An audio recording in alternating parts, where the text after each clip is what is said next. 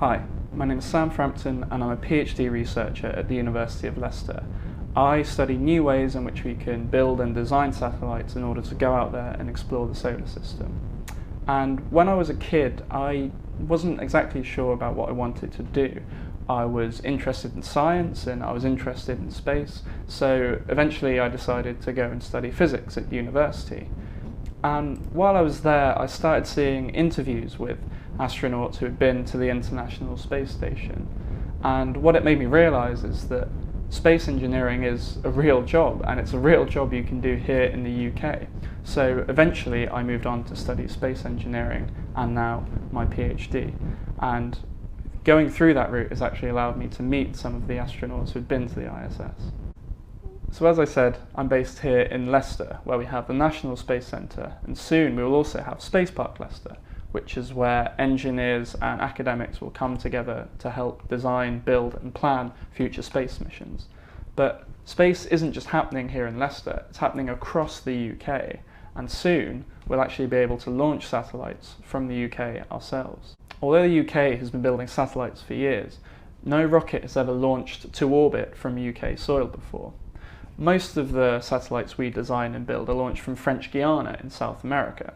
And this is because when you launch a rocket, generally you want to launch east to get a bit of a boost from the spin of the Earth. So when you're launching east, it's really useful to have a big stretch of ocean, like the Atlantic Ocean, underneath you in case something goes wrong. And we don't have that large stretch of ocean here in the UK. So if we want to launch satellites, we have to be a bit more creative. The first option is to do what we call an air launch to orbit, where a rocket is placed on a modified plane, which is similar to one that you might take on holiday. The plane then flies the rocket into the air where it was released, and the rocket then carries on into orbit from the air. This is the sort of launch that they're planning down in Spaceport Cornwall in the south, where planes will fly west over the ocean before eventually launching rockets from the planes. Another option is to launch a satellite from a rocket as normal, but instead of heading east, you head north. And this will put you in what we call a polar orbit, where the satellite will travel over the North and South Pole as it orbits. And to launch this, it's actually really useful to be as far north as possible. This is what they're planning to do on the Shetland Islands, and they're hoping to have their first launch by 2022. And this will be a much more traditional launch where you have a rocket stood upright that just goes straight up into space. And we call this a vertical launch.